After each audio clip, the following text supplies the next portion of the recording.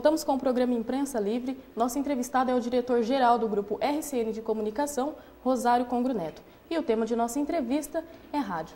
Vamos falar um pouco agora de rádio AM e FM. Para que os nossos telespectadores possam compreender melhor qual é a diferença entre as duas. A diferença está hoje bem delineada no som, na qualidade sonora. O rádio AM, ele capta muitos ruídos produzidos pelo mundo externo. Ou seja, há 30, 40 anos atrás, a propagação do rádio AM se dava de maneira mais pura, porque não existia tanto asfalto, não existia tantos edifícios.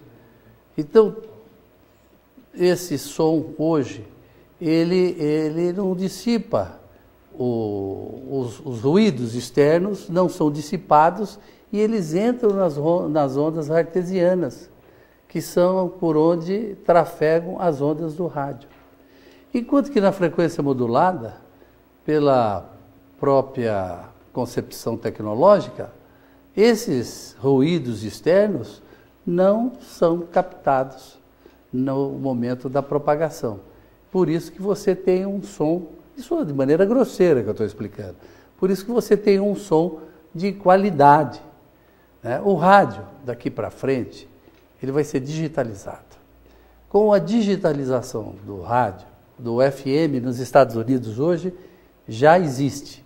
Essa digitalização vai dar a oportunidade de você, como será com a televisão digital, de você explorar mais 2, 3, 4 frequências. Por exemplo, a Band de Três Lagoas é 93.3. Você vai ter 93.3, o ponto 4. À medida que você amplia e descomprime mais, você perde qualidade sonora. Mas você poderá fazer transmissão simultânea de vários programas. Você poderá fazer transmissão simultânea de dados. E no rádio AM, ainda não foi implantado no Brasil, como para o FM a digitalização, porque nós estamos diante de um impasse tecnológico, porque os Estados Unidos não conseguiu fazer com que o rádio digital tenha uma propagação conveniente como hoje é o rádio AM. Então, ela é uma propagação de alcance curto. Se você, com a rádio AM hoje, alcança 50 quilômetros, por exemplo, você não alcança 100, não alcança 10 quilômetros, porque há uma dificuldade tecnológica. Bom, se você tem um rádio, um transmissor de 25 kW de potência, eles imaginaram que esse transmissor digital teria 2,5 kW de potência. Ou seja, com 10% você alcançaria a mesma propagação. Os experimentos de campo concluíram que não. Então, lá nos Estados Unidos, eles estão ampliando essa potência.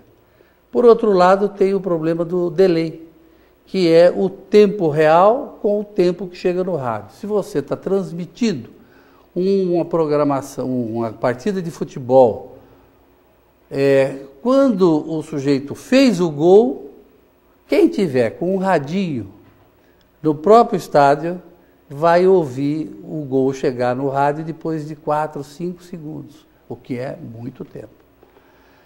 Bom, a tecnologia os técnicos, os cientistas estão procurando contornar, mas eles não encontraram, até o momento, uma solução adequada para que o próprio Brasil adotasse o sistema digital do programa americano.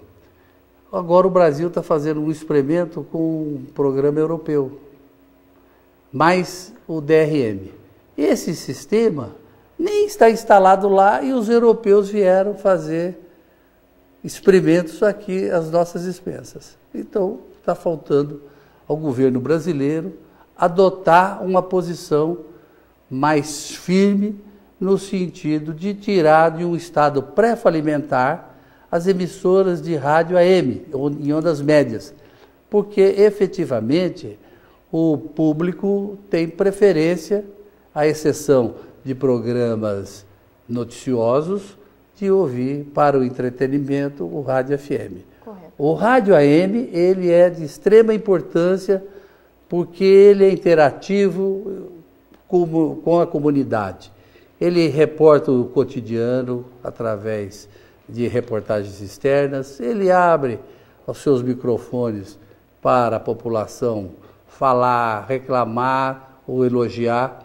Enfim, o rádio AM ele tem prestado um serviço relevante, mas infelizmente só nos grandes centros, onde há emissoras de 50 kW de potência, 100 kW de potência, onde há investimentos bem acentuados em tecnologia e, como consequência, há uma correspondência ao investimento pela massa de anunciantes. Então, o rádio AM em cidades como São Paulo, Rio, Belo Horizonte e assim por diante, esses ainda estão se sustentando.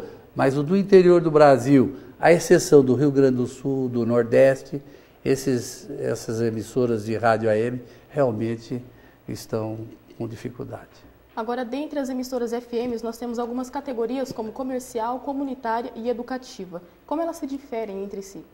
Quase que nada, porque tanto as educativas quanto as comunitárias veiculam uma programação que difere pela qualidade no sentido da direção artística da emissora. É bem verdade que as comunitárias foram concebidas para terem um alcance até de 1.500 metros. Por um desvirtuamento de fiscalização, hoje as comunitárias têm um alcance de 10, 15, 20 quilômetros, né? E se tornaram quase que rádios comerciais. As rádios educativas são rádios que foram concebidas no sentido de estabelecer uma programação que quase que se equipara às emissoras comerciais. Essa que é a grande realidade.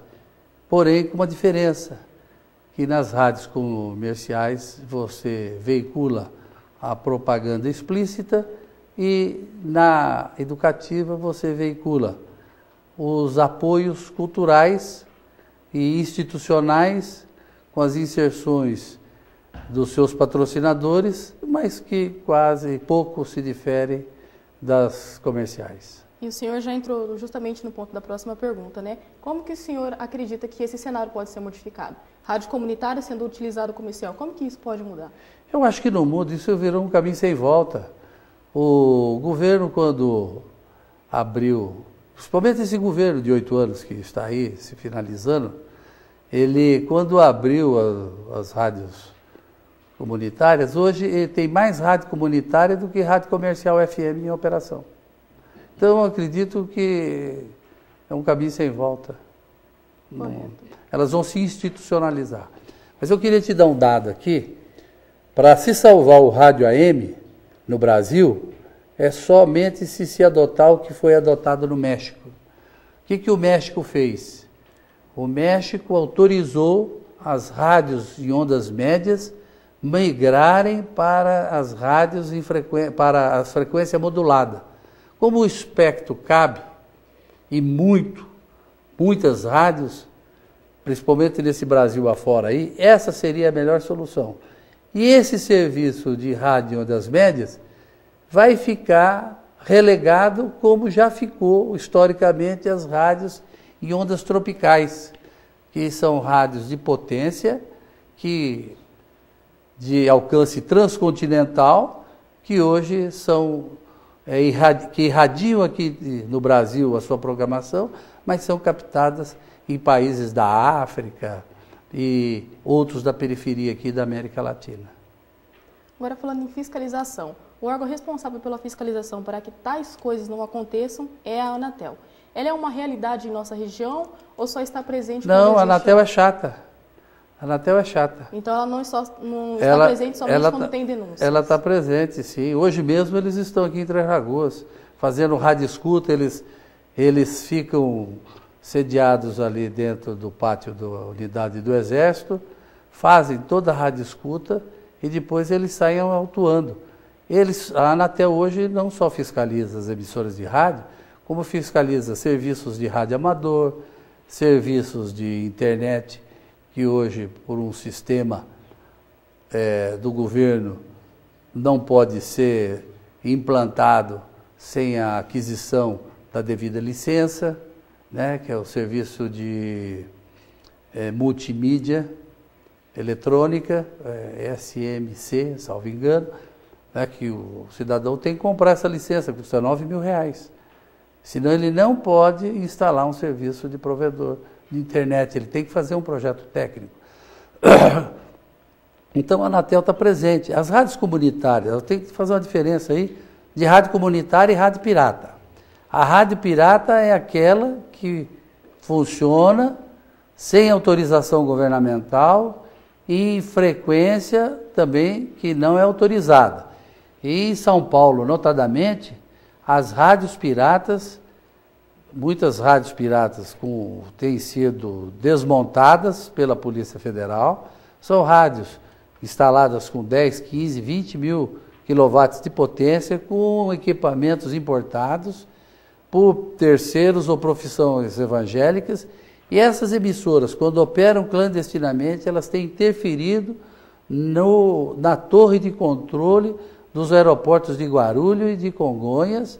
Eu já tive oportunidade, num congresso de emissora de rádios em São Paulo, de assistir, de ouvir uma gravação aonde o piloto não conseguia se comunicar com a torre para fazer o seu pouso, em decorrência de uma interferência de uma rádio pirata. Correto. E em outra oportunidade, quase criaram um acidente, uma colisão entre 2 aviões em Congonhas. Correto. No terceiro bloco, o senhor pode explicar melhor para a gente.